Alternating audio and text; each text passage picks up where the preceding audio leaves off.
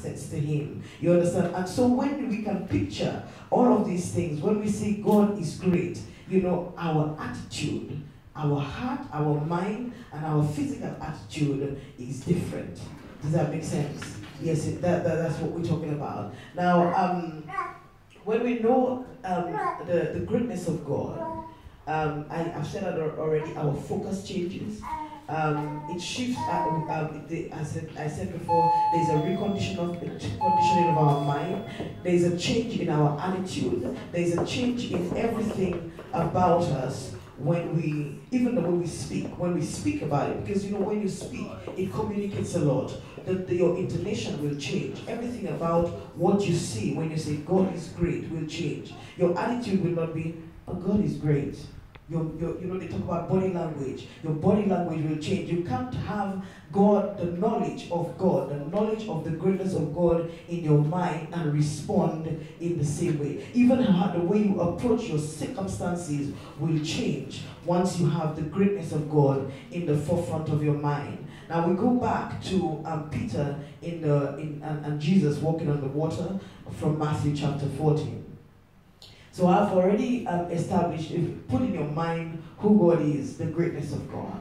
And so when Jesus, you know, as I said before, Peter saw the storm, he saw the wind, he saw that he was drifted away from shore, and he was frightened. And additionally, he saw the ghost, what he thought was a ghost, and he was frightened. And often when we see our situations around us, that's what happens to us. We see when the buffeting of the waves, we feel the effect. Women are very good with the emotions, you understand, and they allow the emotions to take a hold of them. So with us, often we are like Peter and the disciples in the boat.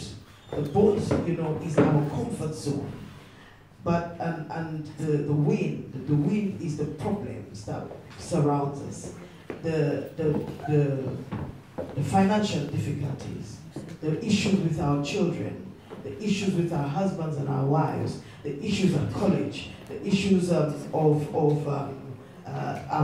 colleagues in our workplace. You know, just name it. There are lots of issues that disturb us. Our health is another issue. You know, when things don't work out the way we want it to work out, it is also an issue that one of the wins in our lives. And if I give you the opportunity to mention some wins in your life, I know you'll give me even more. You know, a broken relationship is another example of win in our lives. Husbands and wives being battered, you know, it happens. These are all issues and wins in our lives. You know, somebody speaking funny to you and you get angry, these are wins. You understand? Somebody looking at you funny, these are wins. You know, they may seem minor, but they're quite significant. And these are different wins in our lives, and often our focus can be on these wins. But when Peter did one thing, and he said, "Is that you?"